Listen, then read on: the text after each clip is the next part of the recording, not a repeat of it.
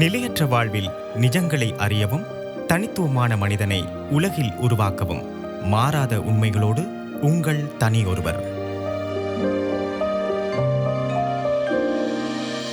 வணக்கம் அன்பான நேயர்களே, தனியொருவர் நிகழ்ச்சியை கேட்க காத்திருக்கும் உங்கள் அனைவரையும் அன்போடு வரவேற்கின்றோம்.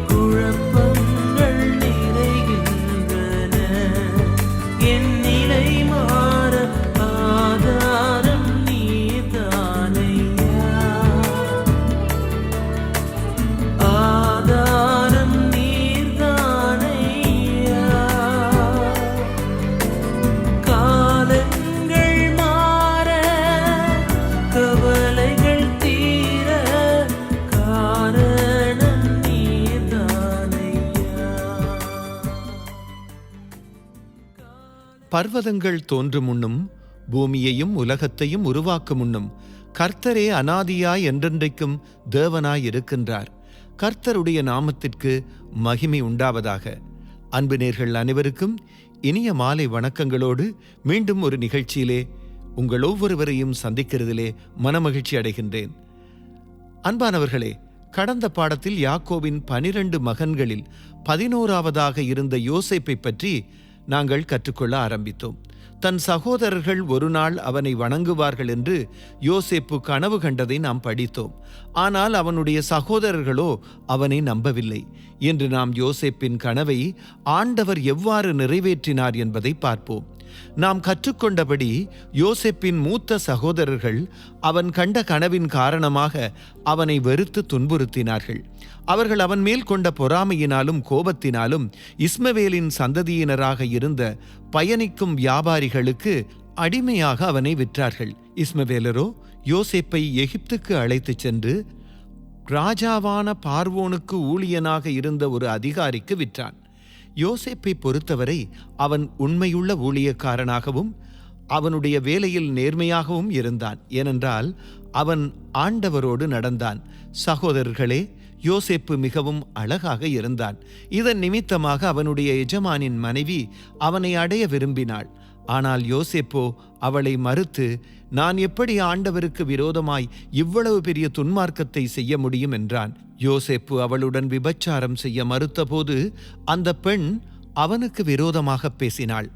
பாவத்தின் விளைவான இன்பங்களை அனுமதிப்பதை விட சிறையில் அடைக்கப்படுவதையே யோசேப்பு விரும்பினான். யோசேப்புடைய வாழ்க்கையில் ஆண்டவரே முதன்மையானவராய் இருந்தார். 2 ஆண்டுகளாக யோசேப்பு நிலவறைக்குள் சிறையில் இருந்த போதிலும் ஆண்டவர் அவனை மறக்கவில்லை. அன்பானவர்களே, பாவம் ஒரு மோசமான விடயம் என்பதை யோசேப்பு புரிந்து கொண்டான். ஆண்டவரை செவிப்பதும் பாவத்தை செய்வதும் ஒன்றாகப் போவதில்லை என்பதை அவன் அறிந்திருந்தான். யோசேப்பு தனது இருதயத்தை ஆண்டவருக்கு வழங்கினான். அதனால்தான் அவன் நீதியை நேசித்தான், துன்மார்க்கத்தை வெறுத்தான். ஆதாமின் சந்ததியினரில் பாவங்களுக்காக துன்பப்படுவதற்கும் மரிப்பதற்கும் பூமிக்கு வரவிருக்கும் மீட்பரை பற்றி ஆண்டவர் வாக்குறுதி அளித்ததை அவனது தாத்தாவான ஆபிரகாமைப் போலவே யோசேப்பும் நம்பினான். யோசேப்பு ஆண்டவருடைய வார்த்தையை நம்பியதால் ஆண்டவர் யோசேப்பை நீதியுள்ளவன் என்று நியாயம் தீர்த்தார். அவனுடைய விசுவாசத்தின் காரணமாக ஆண்டவர் யோசேப்பின் இருதயத்தை சுத்தப்படுத்தி பாவத்தை வெல்லவும் தீமையான உலகில் நீதியாக வாழவும் வாஞ்சையோடும் வல்லமையோடும் நிரப்பினார். அன்பானவர்களே, யோசேப்பு ஆண்டவருடன் நடந்ததால் ஆண்டவர் யோசேப்போடு நடந்தார். யோசேப்பால் பாவத்தை அனுபவிக்க முடியவில்லை. ஏனென்றால் அவனுடைய இருதயம் ஆண்டவருக்கு சொந்தமானது. ஆண்டவராகிய கர்த்தரை இருதயத்தில் இருந்து விசுவாசித்து வணங்குபவர்கள் ஆண்டவர் நேசிப்பதை நேசிப்பார்கள், ஆண்டவர் வெறுப்பதை வெறுப்பார்கள். அதனை வேதாகமம் இவ்வாறு அறிவிக்கின்றது.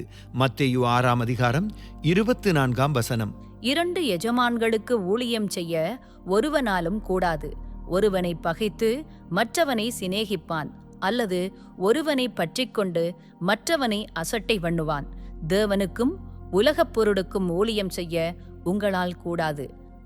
மற்றும் 2 கொரிந்தியர் 6ஆம் அதிகாரம் 14ஆம் வசனம் சொல்கின்றது, அந்நிய நுகத்திலே அவிசுவாசிகளுடன் பிணைக்கப்படாதிருப்பீர்களாக.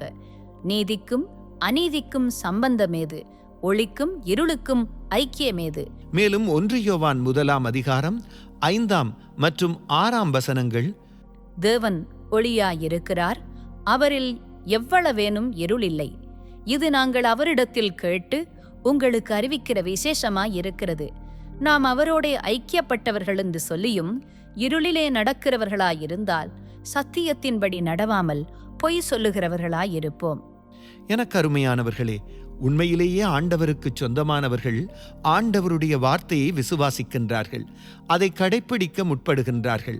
ஆனால் ஆண்டவருக்கு சொந்தமில்லாதவர்கள் பாவத்தால் கட்டுப்படுத்தப்படுகின்றார்கள்.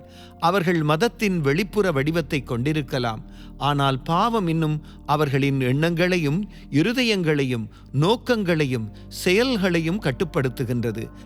அவர்கள் பாவத்தை வெல்ல எண்ணலாம், ஆனால் அவர்களால் அவ்வாறு செய்ய முடியவில்லை. ஏனென்றால் பாவம் அவர்களை விட வலிமையானது. ஆண்டவருடைய பரிசுத்த ஆவியின் சக்தியை அவர்கள் இருதயத்தில் கொண்டிருக்கவில்லை. அவருடைய வார்த்தையை நம்புகின்ற அனைவருக்கும் ஆண்டவர் இரட்சிப்பை அளிக்கின்றார். இன்று எங்களுக்கு செவிசாய்க்கும் நண்பர்களே, ஆண்டவர் தம்முடைய பரிசுத்த ஆவியில் உங்களின் இருதயத்தை புதுப்பித்தாரா? உங்கள் இருதயத்தை பாவத்திலிருந்து தூய்மைப்படுத்த வல்லவர் பற்றிய நற்செய்தியை நீங்கள் நம்பியிருக்கின்றீர்களா? அல்லது நீங்கள் இன்னும் பாவத்தின் ஆதிக்கத்தின் கீழ் வாழ்கின்றீர்களா? வேதம் கூறுகின்றது, தீத்து 2ஆம் அதிகாரம் 11ஆம் வசனம் தொடக்கம் 14ஆம் வரையான வசனங்களை நாங்கள் வாசிக்க கேட்போம்.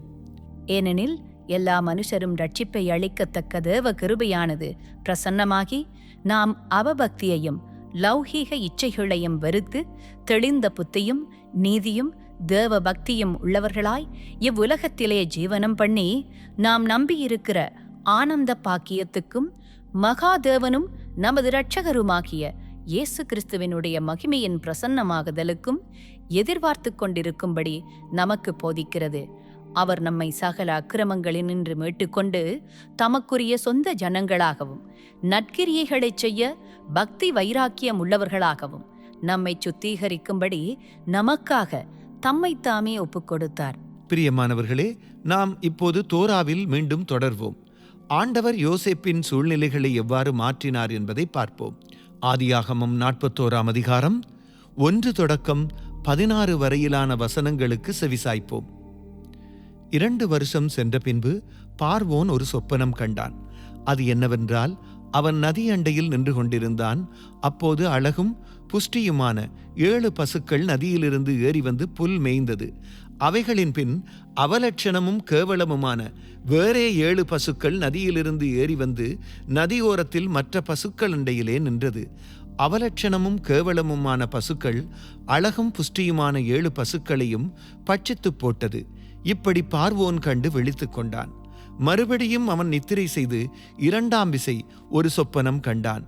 நல்ல செழுமையான 7 கதிர்கள் ஒரே தாளில் இருந்து ஓங்கி வளர்ந்தது. பின்பு சாவியானதும் கீழ்காற்றினால் தேய்ந்ததுமான 7 கதிர்கள் முளைத்தது. சாவியான கதிர்கள் செழுமையும் நிறைமேனியுமான அந்த 7 கதிர்களையும் விழுங்கி போட்டது. அப்பொழுது பார்வோன் விழித்துக்கொண்டு அது சொப்பனம் என்று அறிந்தான். காலமே பார்வோனுடைய மனம் கலக்கம் கொண்டிருந்தது. அப்பொழுது அவன் எகிப்தில் உள்ள சகல மந்திரவாதிகளையும் சகல சாஸ்திரிகளையும் அழைப்பித்து அவர்களுக்கு தன் சொப்பனத்தை சொன்னான். ஒருவராலும் அதன் அர்த்தத்தை பார்வோனுக்கு சொல்லக்கூடாமல் போயிற்று. அப்பொழுது பானபாத்திரக்காரரின் தலைவன் பார்வோனை நோக்கி, நான் செய்த குற்றம் இன்றுதான் என் நினைவில் வந்தது. பார்வோன் தம்முடைய ஊழியக்காரர் மேல் கடும் கோபம் கொண்டு என்னையும் சுயம்பாகிகளின் தலைவனையும் தலையாரிகளின் அதிபதி வீடாகிய சிறைச்சாலையிலே வைத்திருந்த காலத்தில் நானும் அவனும் ஒரே ராத்திரியிலே வெவ்வேறு பொருள் கொண்ட சொப்பனம் கண்டோம். அப்பொழுது தலையாரிகளின் அதிபதிக்கு வேலைக்காரனாகிய எபிரேய பிள்ளையாண்டான் ஒருவன் அங்கே எங்களோடே இருந்தான். அவனிடத்தில் அவைகளைச் சொன்னோம். அவன் நாங்கள் கண்ட சொப்பனங்களுக்குரிய வெவ்வேறு அர்த்தத்தின்படியே எங்கள் சொப்பனத்தின் பயனைச் சொன்னான். அவன் எங்களுக்கு சொல்லிய அர்த்தத்தின்படியே நடந்தது. என்னை திரும்ப என் நிலையிலே நிறுத்தி அவனை தூக்கி போடுவித்தார் என்றான். அப்பொழுது பார்வோன் யோசேப்பை அழைப்பித்தான். அவனை தீவிரமாய் காவல் கிடங்கிலிருந்து கொண்டு வந்தார்கள். அவன் சவரம் பண்ணிக்கொண்டு வேறு வஸ்திரம் தரித்து பார்வோனிடத்தில் வந்தான். பார்வோன் யோசேப்பை நோக்கி, ஒரு சொப்பனம் கண்டேன். அதன் அர்த்தத்தை சொல்ல ஒருவரும் இல்லை. நீ ஒரு சொப்பனத்தை கேட்டால் அதன் அர்த்தத்தை சொல்லுவாய் என்று உன்னை குறித்து நான் கேள்விப்பட்டேன் என்றான். அப்பொழுது யோசேப்பு பார்வோனுக்கு பிரதியுத்தரமாக, நான் அல்ல, தேவனே பார்வோனுக்கு மங்களமான உத்தரவு அருளிச் செய்வார் என்றான். ஆகவே நண்பர்களே, பார்வோன் தன்னுடைய கனவை யோசேப்பினிடத்தில் சொன்னான். சாவியான கதிர்கள் அந்த 7 நல்ல கதிர்களையும் விழுங்கி போட்டது. இதை மந்திரவாதிகளிடத்தில் சொன்னேன். அதில் இதன் பொருளை எனக்கு விடுவிக்கிறவன் ஒருவனும் இல்லை என்றார். அப்பொழுது யோசேப்பு பார்வோனை நோக்கி, பார்வோனின் சொப்பனம் ஒன்றுதான். தேவன் தாம் செய்யப்போகிறது இன்னது என்று பார்வோனுக்கு அறிவித்திருக்கிறார். அந்த 7 நல்ல பசுக்களும் 7 வருஷமாம். அந்த 7 நல்ல கதிர்களும் 7 வருஷமாம். சொப்பனம் ஒன்று. அவைகளின் பின் ஏறி வந்த கேவலமும் அவலட்சணமுமான 7 பசுக்களும் 7 வருஷமாம். கீழ்காற்றினால் தீந்து ஆவியான 7 கதிர்களும் 7 வருஷமாம். இவைகள் பஞ்சமுள்ள 7 வருஷமாம். பார்வோனுக்கு நான் சொல்ல வேண்டிய காரியம் இதுவே. தேவன் தாம் செய்யப்போகிறதை பார்வோனுக்கு காண்பித்திருக்கிறார். எகிப்து தேசமெங்கும் பரிபூரணமான விளைவு உண்டாயிருக்கும் 7 வருஷமும் அதன் பின் பஞ்சம் உண்டாயிருக்கும் 7 வருஷமும் வரும். அப்பொழுது எகிப்து தேசத்தில் அந்த பரிபூரணமெல்லாம் மறக்கப்பட்டும் அந்த பஞ்சம் தேசத்தை பாழாக்கும். வரப்போகிற மகா கொடுமையான பஞ்சத்தால் தேசத்தில் முன்னிருந்த பரிபூரணமெல்லாம் ஒளிந்து போம். இந்த காரியம் தேவனால் நிச்சயிக்கப்பட்டிருக்கிறது என்பதையும் தேவன் இதை சீக்கிரத்தில் செய்வார் என்பதையும் குறிக்கும் பொருட்டு இந்த சொப்பனம் பார்வோனுக்கு இரட்டித்தது. ஆகையால் விவேகமும் ஞானமும் உள்ள ஒரு மனுஷனை தேடி அவனை எகிப்து தேசத்துக்கு அதிகாரியாக பார்வோன் ஏற்படுத்துவாராக. இப்படி பார்வோன் செய்து தேசத்தின் மேல் விசாரணைக்காரரை வைத்து பரிபூரணம் உள்ள 7 வருஷங்களில் எகிப்து தேசத்திலே விளையும் விளைச்சலில் 5இல் 1 பங்கை வாங்கும்படி செய்வாராக. அவர்கள் வரப்போகிற நல்ல வருஷங்களில் விளையும் தானியங்களை எல்லாம் சேர்த்து பட்டணங்களில் ஆகாரம் உண்டாயிருக்கும் படிக்கு பார்வோனுடைய அதிகாரத்திற்குள்ளாக அவற்றை பத்திரப்படுத்தி வைத்து வைப்பார்களாக. தேசம் பஞ்சத்தினால் அழிந்து போகாதபடிக்கு அந்த தானியம் இனி எகிப்து தேசத்தில் உண்டாகும் பஞ்சமுள்ள 7 வருஷங்களுக்காக தேசத்திற்கு ஒரு வைப்பாய் இருப்பதாக என்றார். இந்த வார்த்தை பார்வோனுடைய பார்வைக்கும் அவன் ஊழியக்காரர் எல்லாருடைய பார்வைக்கும் நன்றாய் கண்டது. எங்களுடைய அடுத்த நிகழ்ச்சியில் ஆண்டவருக்கு சித்தமானால் யோசேப்பின் மிகுதி கதையை தொடர்வோம். கர்த்தர்தாமே உங்கள் அனைவரையும் ஆசீர்வதிப்பாராக. நிகழ்ச்சி குறித்ததான உங்கள் கருத்துக்களை எழுதி அனுப்ப எங்கள் முகவரி TWR லங்கா, தபால் பெட்டி இலக்கம் 2, புத்தளம். TWR லங்கா, தபால் பெட்டி இலக்கம் 2, புத்தளம். மற்றும் வாட்ஸ்அப் மூலம் தொடர்பு கொள்ள இலக்கம் 0714 577634 0714 57 76 34. தொடர்ந்து எங்களோடு இணைந்திருங்கள். பயனுள்ள இன்னுமோர் நிகழ்ச்சி உங்களுக்காக காத்திருக்கிறது.